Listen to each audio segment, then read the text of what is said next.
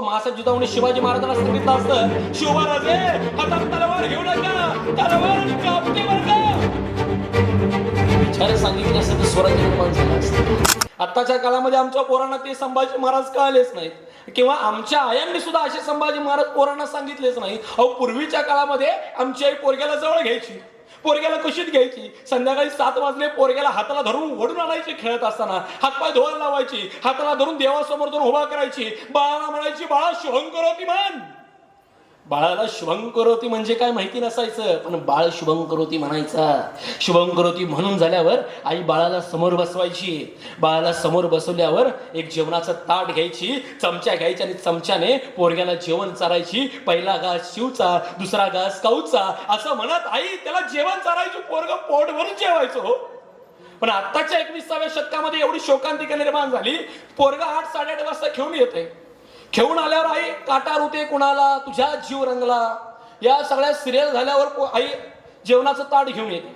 जेवणाचं ताटही तसंच असं, चमचा पण तसंच असतो. आणि पोरग पहिला घास उचलते, लगेच आई युट्यूब लावते आणि युट्यूब लावल्यावर पहिला घास त्या पोरग्याच्या तोंडात टाकते.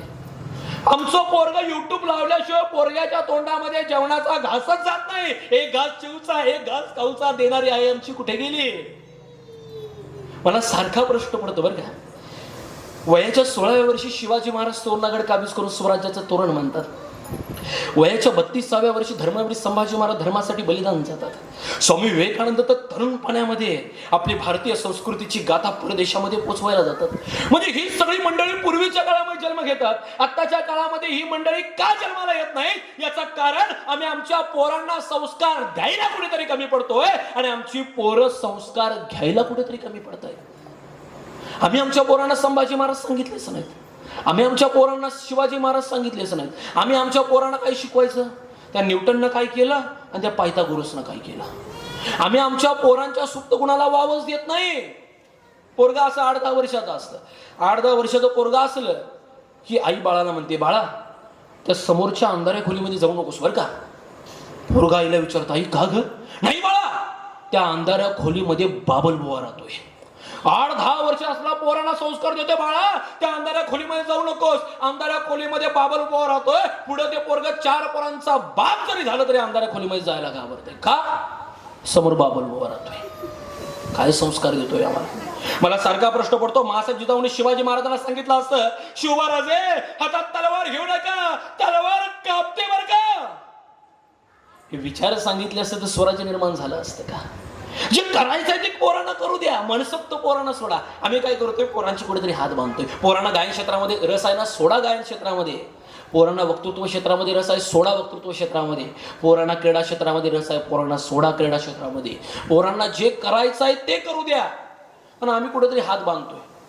पोरगा वडिलांना विचारतं, बाबा हे असंच का, तू तुझं बघ, तुला कशाला पाहिजे. मला सारखा प्रश्न पडतो की ज्या वेळेला न्यूटननं गुरुत्वाकर्षणाचा शोध लावला, न्यूटन झाडाखाली बसला होता, वरती सफरचंद होता. ज्या वेळेला सफरचंद खाली पडला त्यावेळेला तो सफरचंद घेऊन न्यूटन वडिलांच्याकडे गेला असेल का नाही, वडिलांना सांगितलं असेल का नाही, बाबा मी झाडाखाली बसलो होतो, झाडाखाली बसल्यावर वरनं सफरचंद पडलं, बाबा सफरचंद खालीच का पडलं, ते वर का गेलं नाही.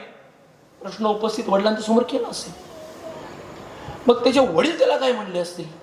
आत्ताच आमचं पोरग जर आंब्याच्या झाडाखाली बसलं, वरनं खाली आंबा पडला, आंबा हातामध्ये, पोरग वडिलांच्याकडे गेलं, वडिलांना सांगितलं, बाबा वरनं आंबा खाली पडला, खालीच का पडला, वर का गेला नाही. आत्ताचे वडील काय म्हणणार, बाळा आंबा कुठं पडलाय, खाली पडलाय. कुठं पडलाय, तुझ्या हातात पडला. खायचं काम कर, वर पडू नये तर खाली पडू दे. म्हणजे सुप्त गुणांना आम्ही आमच्या वाव देत नाही, जे करायचं ते करू देत नाही. म्हणून मला सारखा प्रश्न पडतो, पायथागोरसचा सिद्धांत येतो, न्यूटनचा लॉ येतो, प्रथमेश इंदुरकर नावाचा सिद्धांत या भारतामध्ये का जन्म घेत नाही. याचं कारण आम्ही आमच्या सुप्त गुणांना वावच देत नाही. आमचं पोरग वडिलांच्याकडे घेऊन गेलो, बाबा हे असं आहे, तू ग बस, तुला जेवढं सांगितलंय तेवढंच कर. म्हणजे आमच्या पोरांनी काय करायचं, त्या अमेरिकेनं काय केलं, त्या न्यूटननं काय केलं, रशियानं काय केलं आणि ऑस्ट्रेलियानं काय केलं. आमच्या पोरांना आमच्या महाराष्ट्राचा इतिहास कधी कळणार, कधी कळणार. संभाजी महाराज वयाच्या 32व्या वर्षी बलिदान झाले होते, कधी कळणार. अहो ज्या संभाजी महाराजांचा ढाल आणि तलवार म्हणून आपण गिरवतोय ना, त्या संभाजी महाराजांना 16 भाषा येत आहेत.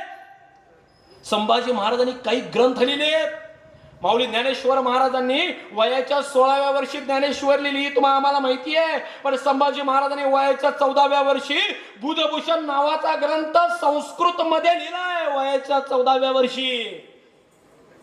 आम्हाला हा इतिहास माहितीच नाही.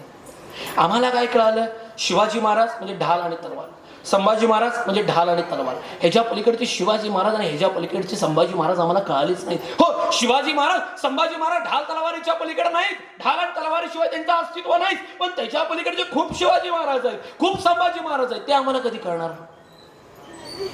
कधी त्याचा अभ्यास करणार. आम्हाला हे शिवाजी महाराज कळले पाहिजे, आम्हाला हे संभाजी महाराज कळले पाहिजे. आणि मी तुम्हाला मगाशी सांगत होतो, विषय आपला संस्कारांवर होता. पोरांना जे करायचे ते करून दिलं पाहिजे. आणि आज तुम्हाला सांगू का, आज हे सगळे तरुण जे दिसत आहेत ना, हे तरुण माझ्या उद्याच्या देशाचा आधार आहेत बरं का. या तरुणांच्या खांद्यावर आज देश माझा टिकून आहे. आज सर्वस्व आहे देश.